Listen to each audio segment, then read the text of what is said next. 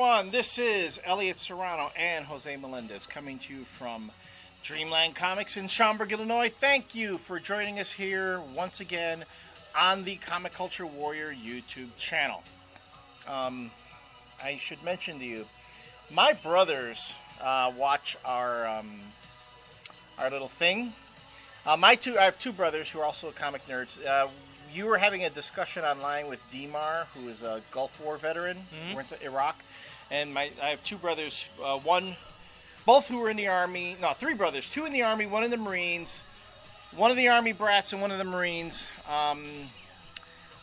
Watch the show, and dude, do they compliment me on the work that their brother is doing on the internet? No, this Jose guy's great, man. You know, love listening to him. When he gets angry about Bendis, that's great. So, I thought you'd like to hear that. They sound pretty cool. Yeah, they are pretty cool. They're bastards, but they're cool. Well, that's what brothers are, though. That's what they are. But in any case, thank you all for the comments that we've been getting. We've had a lot going on the boards lately. Some good discussions going after our last round of segments. Marvel Divas. What it's like to have a minority opinion in the comics industry and some other things. So, thanks for your comments, and we might revisit all those things later. But what we'd like to do is start off right now with a couple surprising things coming out of the Marvel Universe. Some things that we enjoyed. Actually enjoyed a lot more than I expected. And we'll start off with a request, which came from Black Phoenix. Black Phoenix, you wanted to know what we thought about Dark Reign Electra, the miniseries by Zeb Wells chronicling the what's been going on with Elektra Dacios, former Daredevil, Paramore, and Bullseye foil. I gotta say, this is a really cool book. I'm enjoying it. Considering what's surprising, because Zeb Wells has been writing it and not been that crazy about his Spider-Man work. Not at all. But that just goes to show that there are just some characters. Some writers are better with certain characters than others. And while Spider-Man might not be Zeb Wells' strength, Elektra certainly is. Yeah, and I'll tell you this straight up, Black Phoenix, if you didn't recommend this book or want us to review it, I never would have read it. So I need to thank you for actually there's been a couple people who have recommended books that we review, and there's stuff like Marvel Zombies 4 and the 2099 miniseries and Captain Britain even. And Captain Britain and this, like, if none of you guys ever brought any of that up, we probably would never have read it. So we have to say thank you, and we like the fact that people recommend stuff, because I never would have read this, and this was like a really, really nice surprise. And it's a fun book. It's another fun book. And I'll say it again, which just goes to show that we're not all that. We're not the squeamish types when it comes to violence. These first two issues of Elektra, there's some pretty violent stuff going on, especially to Elektra. Right, but you know what I noticed reading this? Because I guess it stands out to me because of all the shit that I've been reading in other Marvel books. They really don't show the actual violence. It's all off panel, and it's all, and I kind of like that. Well, it leaves a lot to your imagination. Exactly, and your imagination can always do worse than what reality is. Right, and I think that's what comics used to be. You would have to use your imagination for the stuff that was off panel, and that stuff was always a little bit more cool than what people would actually draw. And right.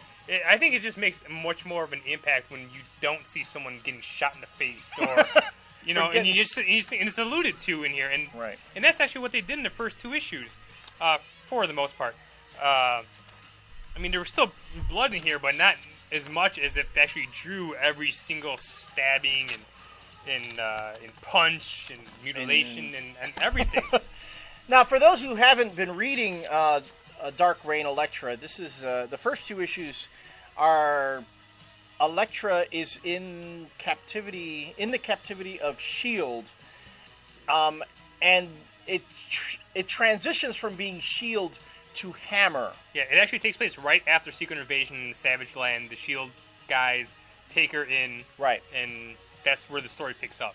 And it's folded in very nicely with what happened at the end of Secret Invasion, where much like Captain Britain used the Secret Invasion event to give it a launching pad for all the stories that were going on within that title. This is a very nice use of Secret Invasion as a nice launching pad because there's a lot of stuff that people are intrigued about Elektra about. Why did the Skrulls pick her? What did they do to her? Was there anything about Elektra that was special that would cause her to get so much notice? And Zeb Wells is exploring that in this title. So you have Elektra in the hands of Hammer, needing to escape somehow. You know she's going to. So it's just how it's going to happen.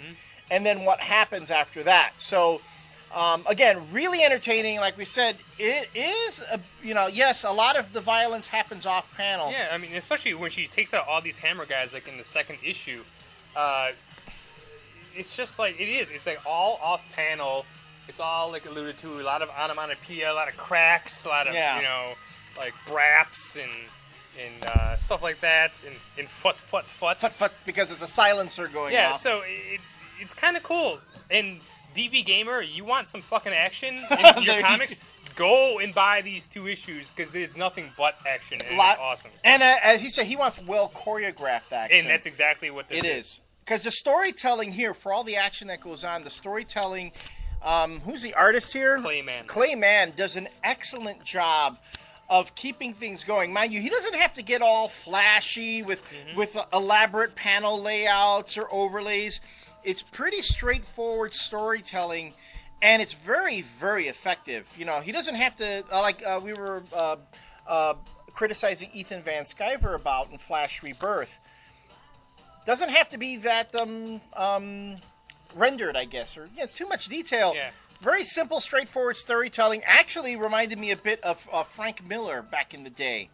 The classic Frank Miller stuff. I mean, there's just a nice flow. The guy's not the best artist, but his storytelling is his strong point, and his storytelling is very, very well done. And obviously, he will grow as an artist, and I think this is one of those guys that in a couple of years might be somebody good. Oh, definitely. Somebody great. Maybe. No, because this is a nice launching pad for him.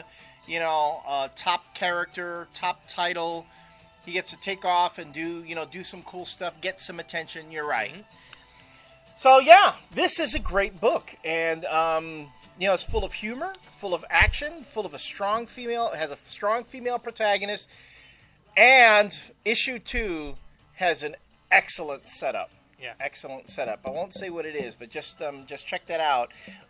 The storytelling is very simple and straightforward, but it makes a lot of sense and it's very compelling. And there's some pretty nice Lee Bermejo covers to these 2. Oh yeah.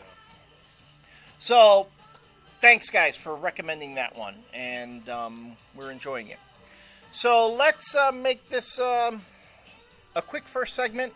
When we come back, we're going to talk about another surprise, something that you folks have been asking us about. We'll see you then.